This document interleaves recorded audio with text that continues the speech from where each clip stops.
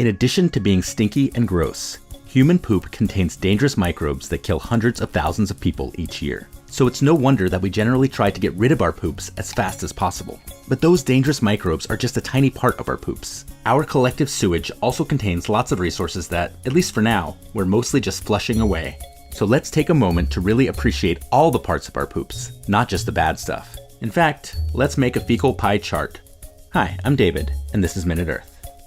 Here's our pie chart of everything that's in poop. Let's start with that bad stuff, which can include everything from certain strains of E. coli, to salmonella, to rotaviruses, to giardia. These pathogens, though, are generally only present in the poop of people with GI problems. In healthy people's poop, they're basically non-existent. So when we combine lots of people's poops together in our sewage systems, they make up a tiny, tiny slice of the pie. On the other hand, the good microbe slice of the poop pie is freaking huge. Literally half of your poop consists of actual bacteria. These bacteria live in your colon and break down food components like fiber, complex carbohydrates, and protein. Each time you poop, about a third of all your colon bacteria gets expelled. No worries though, the rest of the remaining microbes reproduce quickly, so they can get back to making more poop. The next slice of the poop pie is undigested plant matter.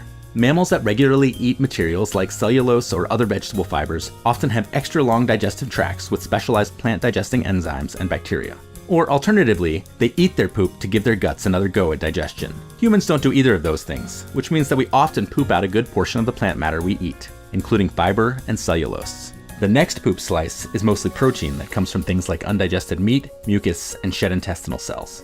Next up are fats, either extra fat straight from the food you eat that your body doesn't need, or the fatty acids that get formed when your colon bacteria digest things like carbohydrates. And finally, there's everything else, like extra phosphates from foods like milk and eggs, along with other indigestible things like heavy metals and plastics that we didn't necessarily eat on purpose. Right now, our relationship with sewage, where we try to get rid of it as fast as possible, is driven by that tiny, dangerous slice of the pie.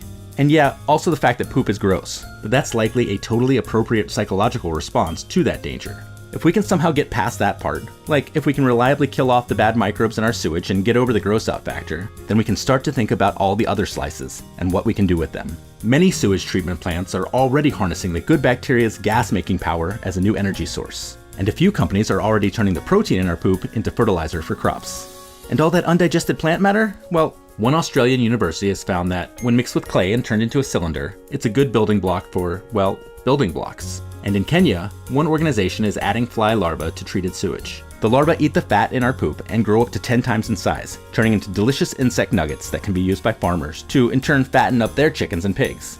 And oh yeah, one sewage treatment plant in Japan was able to mine those heavy metals from our poop.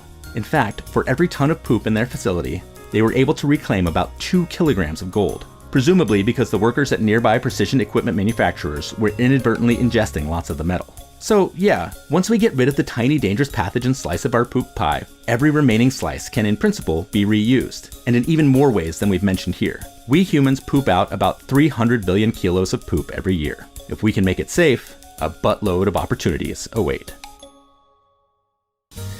Speaking of poop, let's talk about your cell phone bill. If it's anything like mine, it's turtily too expensive, which stinks. But Mint Mobile, our partners on this video, can freshen that up for you. Mint offers all of the features you want: speed, coverage, data, and unlimited talk and text on the US's largest 5G network, and none of the crap you don't, for as little as $15 a month. It works just like my old service. I can still watch ridiculous YouTube videos, listen to true crime podcasts, and read all about the toilets of the future, all at a fraction of the cost. Mint keeps costs low by selling direct online. And if you're already using another service, you can flush it and switch over to Mint in just 15 minutes. Go to trymintmobile.com/minuteearth to activate the deal, or just click the link in the description.